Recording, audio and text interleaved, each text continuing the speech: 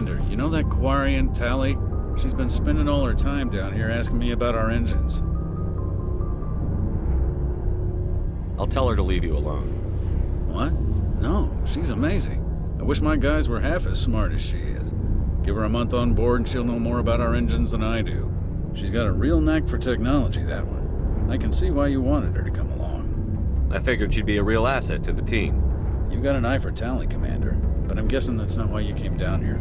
Fill me in on the IES stealth systems. How does it work exactly? You can't hide a ship out in space. They emit too much heat and radiation. Too easy for sensors to pick them up, unless you find a way to capture those emissions. So our stealth systems trap the energy we give off in storage sinks built into the ship itself. No emissions to give away our location. Eventually the sinks have to be vented. More than a few hours silent running and they overheat. Cook us inside our own hull. There's no way for anyone to detect us? A visual scan can still pick us up. Anyone looking out a window can see us plain as day. But you have to be pretty close to get an actual visual out in space. Most vessels rely on scanners. As long as the stealth systems are engaged, they can't see us. Not unless we accelerate to FTL speeds. Why doesn't it work with faster than light travel? Cranking up to FTL blue shifts our emissions, pushes them into frequencies too high to capture in the sinks.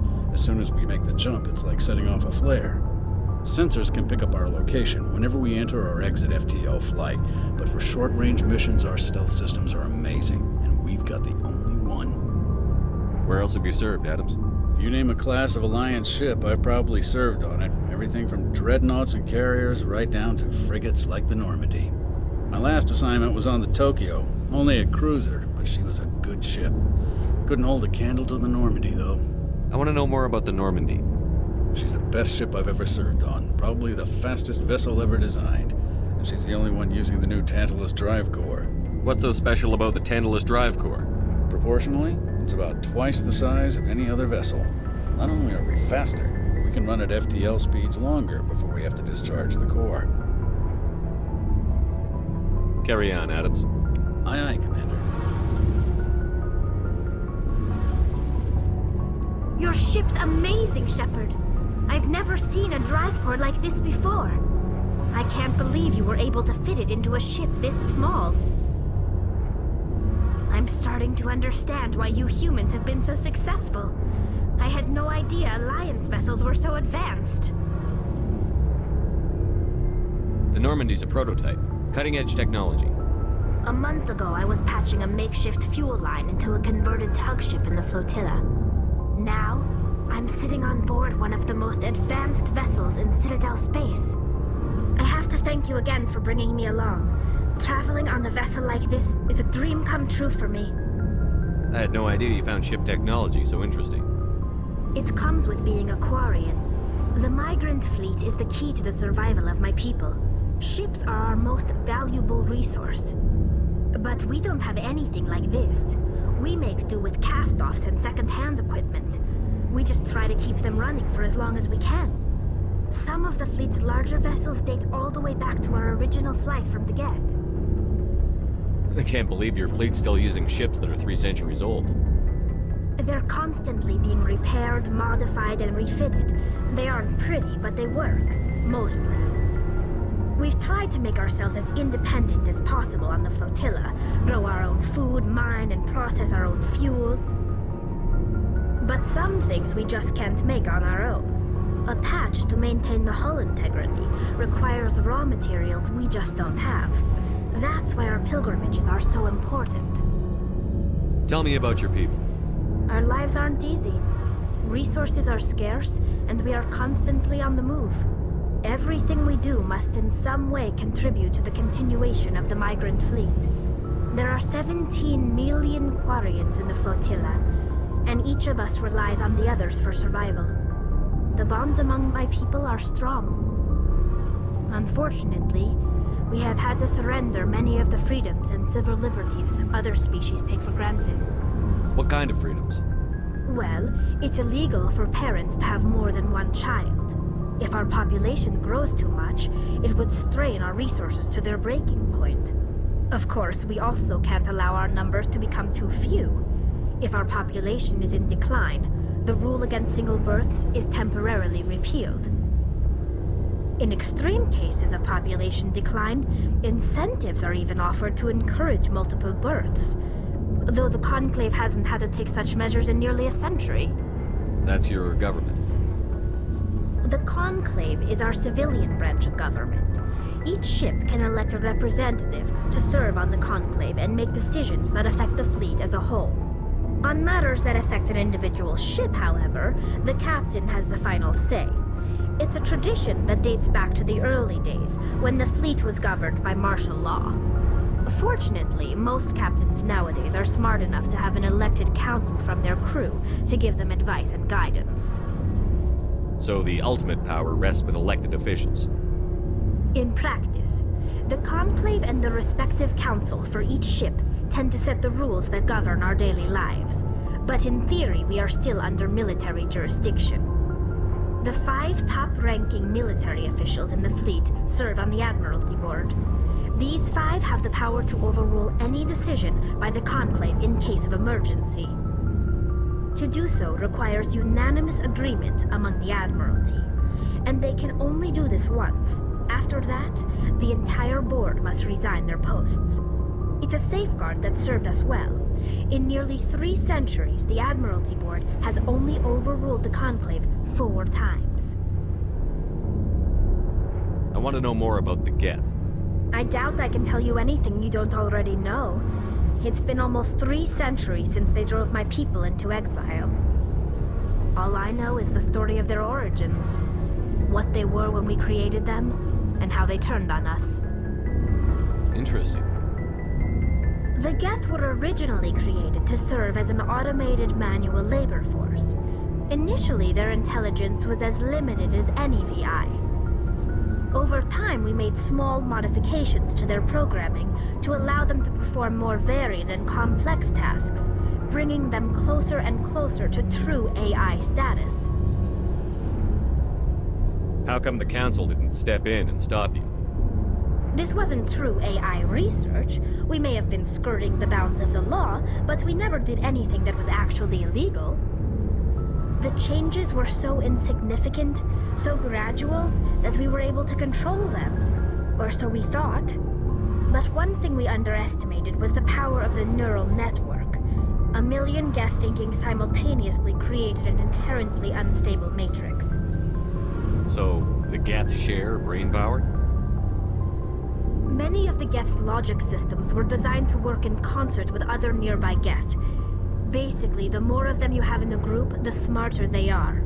So there's some sort of group consciousness? No, nothing like that. They cannot share sensory data or information. Their programming cannot handle that much simultaneous input. Each Geth maintains an individual awareness and identity. The neural network only operates on a process-based level. It's basically the synthetic equivalent of a subconscious. But when they're in close proximity, they can coordinate low-level functional processes, freeing up more capacity for original or independent thought. That doesn't make any sense. I'm probably oversimplifying. The Geth are incredibly advanced and complex creations. All you need to know is that they get smarter when they gather in large numbers. As we built more and more Geth, their effective intelligence became more sophisticated, more abstract. One day, a Geth began to ask its Quarian overseer questions about the nature of its existence. Am I alive? Why am I here? What is my purpose?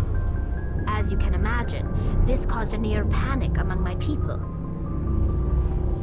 I don't see what's so bad about those questions. The Geth were created to engage in mundane, repetitive, or dangerous manual labor. That's fine for machines, but it won't satisfy a sentient being for long. The Geth were showing signs of rudimentary self-awareness and independent thought. If the Geth were intelligent, then we were essentially using them as slaves. It was inevitable the newly sentient Geth would rebel against their situation.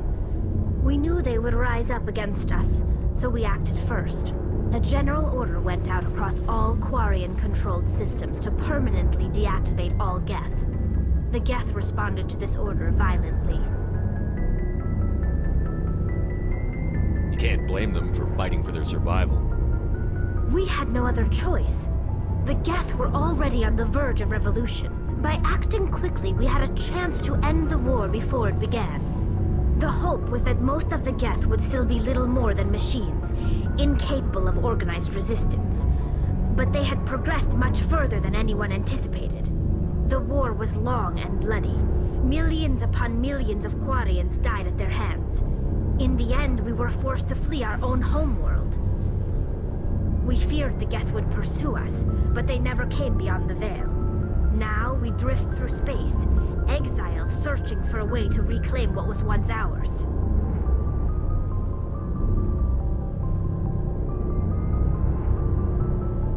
It's hard to feel sorry for you. Your ancestors tried to wipe out another species.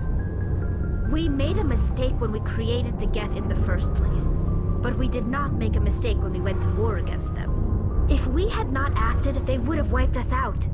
They're a synthetic life form. They have no use for organics. None. Why do you think they cut themselves off from the rest of the galaxy? Why do you think they've killed every organic being who's ever tried to contact them? They didn't kill Saren. What does that tell you? The Geth are not innocent victims in all this. They're the enemy. They want to destroy us. Not just the Quarians. All organic life. That's why they've joined up with Saren. And that's why we have to stop him. I want to know more about the pilgrimage. When my people reach maturity, we leave our birth ships and seek acceptance with a new crew. It's necessary to maintain genetic diversity among the fleet. But no ship wants to accept someone who will be a burden on them. So, to prove our worth, we embark on a pilgrimage. We set out alone, leaving the flotilla and our families behind us. We only return once we have found something of value we can bring back to the fleet. This is presented as a gift to the captain of the respective ship we wish to join. If the gift is accepted, we are welcomed into the crew. Can a captain choose to reject the gift? That doesn't happen often. Most captains are eager to increase the size of their crew. It increases their own standing in our society. Even when the gift is not particularly valuable, the captain usually accepts it out of a sense of tradition. However, there is a stigma to presenting a substandard gift. It's not the best way to make a good impression on a new community. Most pilgrims don't return until they find something worthwhile. I can't believe they just send you off alone. It's not like they just cast us out. Before we leave, we are given lessons in how to survive outside the flotilla, and given gifts to help us on our journey. We also receive implants to fight off sickness and disease. Generations of living in an isolated and highly controlled environment have left our immune systems weaker than most. By the time we leave the fleet, we are well equipped for the pilgrimage. This is a rite of passage for all Quarians. If it were dangerous, our numbers would suffer. Virtually every pilgrimage ends with a triumphant return and the ritual presentation of the gift to one of the fleet's captains. I want to talk about something else. Like what? I should go. See you later.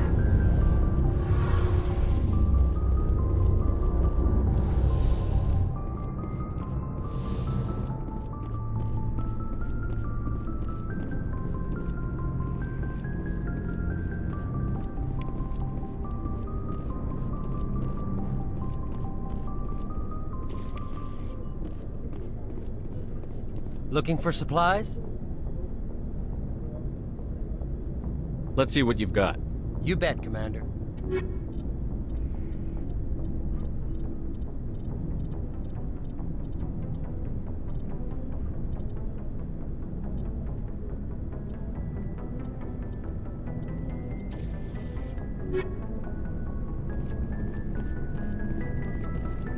Thanks for bringing me on board, Commander. I knew working with a Spectre would be better than life at CSEC. Have you worked with a Spectre before? Well, no, but I know what they're like. Spectres make their own rules. You're free to handle things your way. At CSEC, you're buried by rules. The damn bureaucrats are always on your back.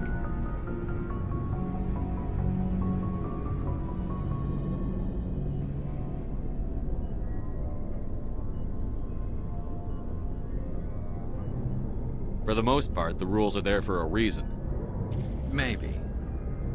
But sometimes it feels like the rules are only there to stop me from doing my work. If I'm trying to take down a suspect, it shouldn't matter how I do it, as long as I do it. But CSEC wants it done their way. Protocol and procedure come first. That's why I left. So you just quit because you didn't like the way they do things? There's more to it than that. It didn't start out bad, but as I rose in ranks, I got saddled with more and more red tape. CSEC's handling of Saren was typical. I just couldn't take it anymore. I hate leaving. I hope you made the right choice. I'd hate for you to regret it later. Well, that's sort of why I teamed up with you. It's a chance for me to get off the Citadel, see how things are done outside CSEC. Either way, I plan to make the most of this. And without CSEC headquarters looking over my shoulder, well, maybe I can get the job done my way for a change. As long as you do your job well, you're free to go about your business as you see fit. Thank you, Commander.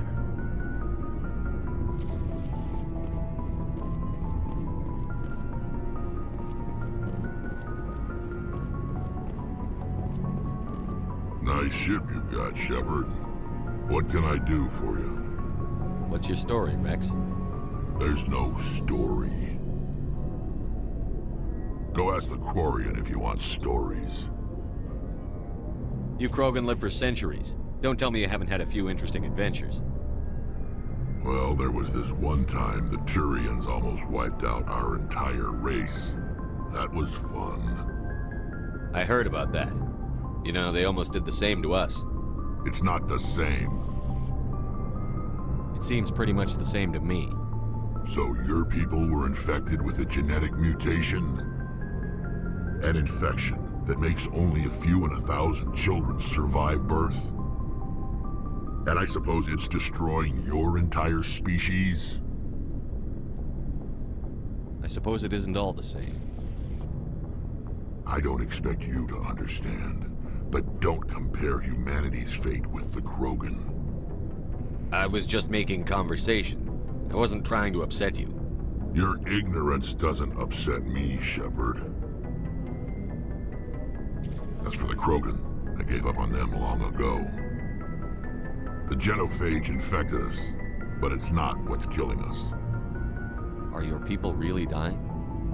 We're sure not getting any stronger. We're too spread out.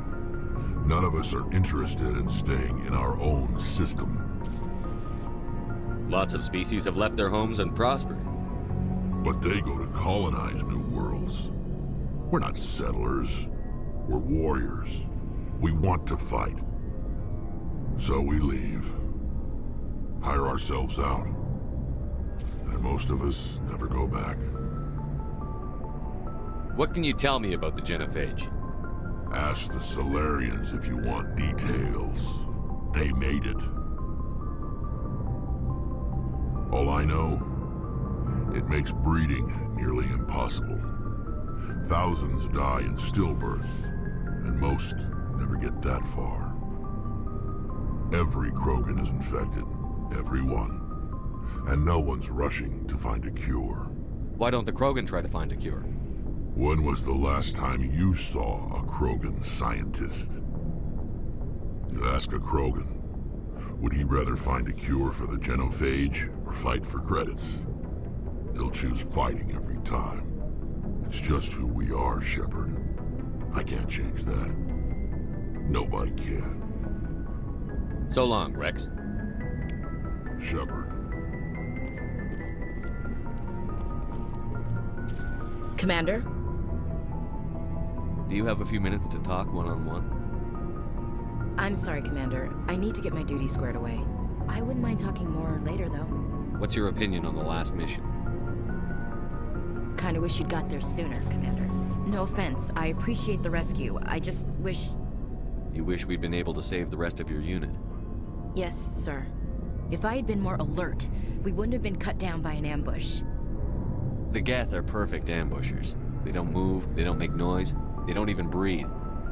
Sir, they have flashlight heads. I'll make sure it doesn't happen again. Dismissed, Chief. Sir.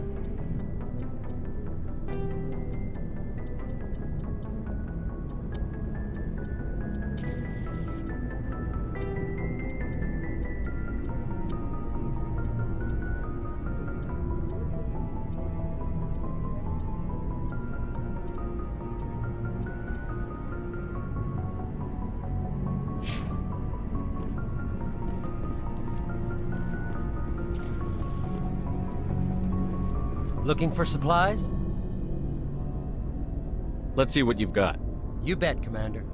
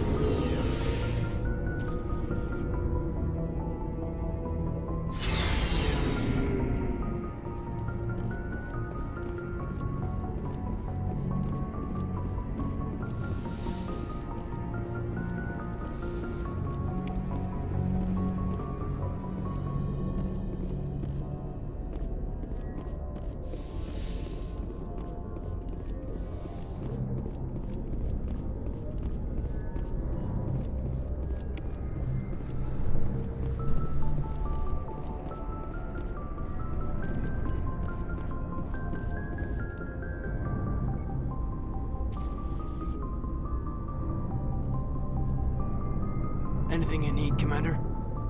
What's your opinion on the last mission? I don't see how we could have done things any better. At least not without getting to Eden Prime sooner. And we were on the scene faster than any other Alliance ship could have been. Just trying to get a sense of where the crew's at. Thoughts? I've wasted enough of your time for now, Commander. We'll have time for personal debriefings later. We'll talk another time, Lieutenant. Commander?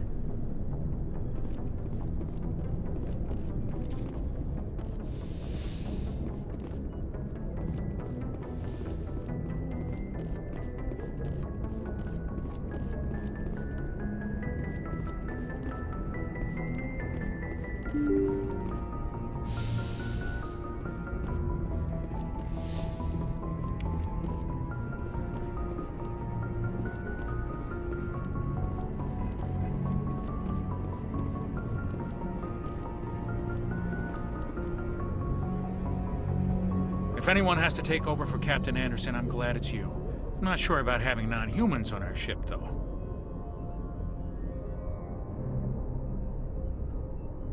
We're all on the same team here, Presley. With all due respect, sir, that's what they said about Nihilus. Look how that turned out. I'm in charge here, Presley. I decide if we have non-humans on this vessel. Yes, sir. Understood, sir. Speak freely, Presley. I want to know if you have a problem with non-humans.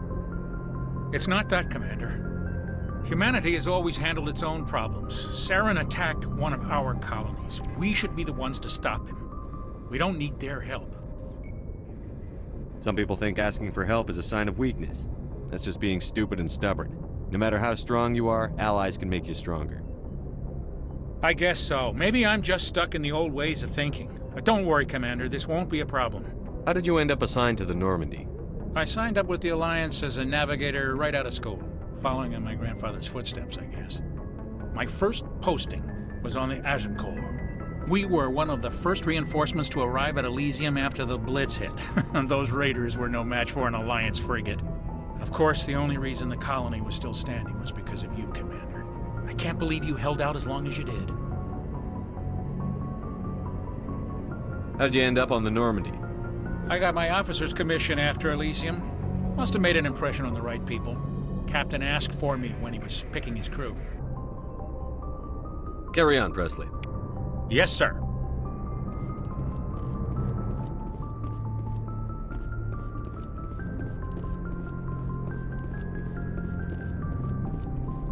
Commander, something you need? How's the Normandy performing? Is she everything they said she'd be? She's the best ship in the fleet, if you've got a pilot who knows how to handle her. Balance isn't what you'd expect. Takes a while to get used to that oversized drive core we got stuffed in the back, and her power can sneak up on you if you're not careful. The Normandy's probably too much ship for your average Alliance pilot, Commander. Lucky for you, I'm anything but average. I like to know my crew. Mind if I ask you a few questions? I can see where this is going. You did a background check on me, didn't you? Well, I'll tell you the same thing I told the captain. You want me as your pilot. I'm not good. I'm not even great. I am the best damn helmsman in the Alliance fleet. Top of my class in flight school, I earned that. All those commendations in my file, I earned every single one. Those weren't given to me as charity for my disease. I'm sorry, Joker. I didn't even know you were sick. You mean you didn't know? Oh, crap. Okay, I've got Vrolik syndrome, brittle bone disease. The bones in my legs never develop properly. They're basically hollow, too much force and they'll shatter. Even with crutches and my leg braces, it's hard to get around. One wrong step and crack! It's very dramatic. But I've learned to manage my condition, Commander. Put the Normandy in my hands and I'll make her dance for you. Just don't ask me to get up and dance unless, you like the sound of snapping shin bones. Why does everyone call you Joker? It's a lot shorter than saying Alliance Flight Lieutenant Jeff Moreau. Plus, I love to make little children laugh. You're dodging the question. Look, I didn't pick the name. One of the instructors in flight school used to bug me about never smiling. She started calling me Joker, and it stuck.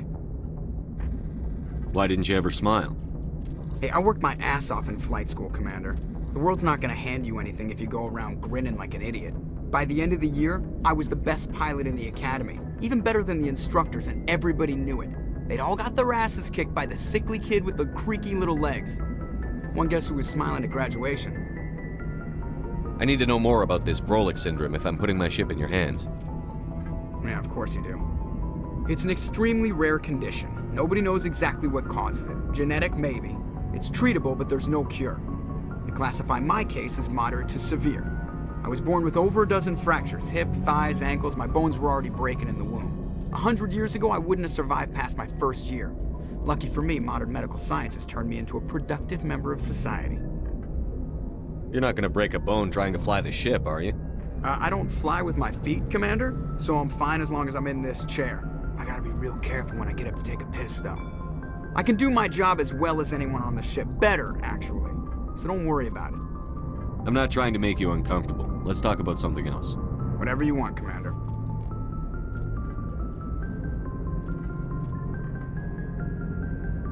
I have to go. All right, see you.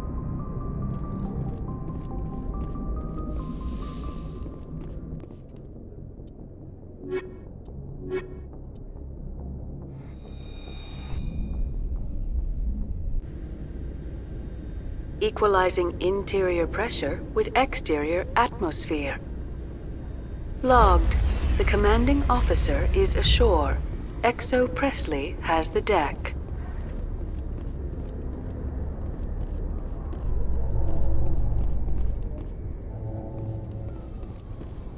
In entertainment news, Francis Kitt has announced plans to direct Hamlet with L-Corps cast members. The production will open dramatic theater to the L-Corps with a Hamlet who uses L-Corps body language and pheromones. Kitt claims that he's also excited by giving a human audience the chance to judge Hamlet by his deeds and not his emotions.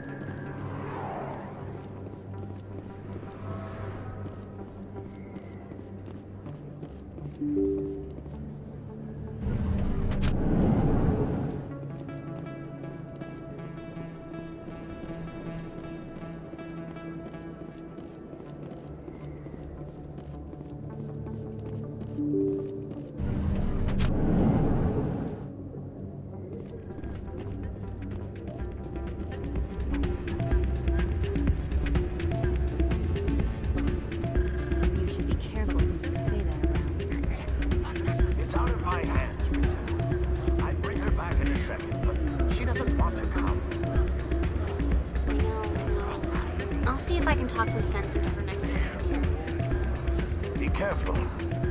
You know how stubborn your sister can be. The more you push and prod, the more she'll run away. Yeah, you're probably right. Thanks, Doran. Sorry, I'm kind of busy right now. So, what can I do for you? What were you discussing with the Volus? Who, Doran? Oh, I was just asking him about my sister. See, she worked for Doran before she left to... Ugh, sorry. I don't want to bore you with my problems. I'm interested to hear what you have to say. Well, okay. My sister Jenna left here to go work at Cora's Den. The problem is, she's working as an informant for CSEC. You know, eavesdropping on the people there. If they find out what she's doing, they'll kill her. Being an informant is a dangerous job. That's what I've been telling her. I don't know. Sometimes I think she stays there just to spite me. Do you know who her contact at CSEC is? No. It's all very secret. Last time I asked an officer, he told me to stay out of it, for Jenna's safety. Maybe I could help her understand just how dangerous Cora's Den is. Would you? That'd be great. Just don't tell her I sent you. Well, I should get back to work before I get in trouble. Thanks. Welcome to Flux. Name's Doran. What can I do for you? Is this a casino? Among other things, yes. We've got some quasar stations, if you're interested. What can you tell me about the sisters working for you? Well, Jenna left to work at Cora's Den. Now her sister Rita is all worried she might be in some kind of trouble. Not much chance Jenna will change her mind, though. she's a stubborn one. If she wanted to come back, I'd take her in a second. The customers loved her. Are you the owner? Owner, cook, and bartender. I've even been known to dance a little when the mood strikes me. We've got some quasar stations, if you're interested. Goodbye. Enjoy your time here at Flux.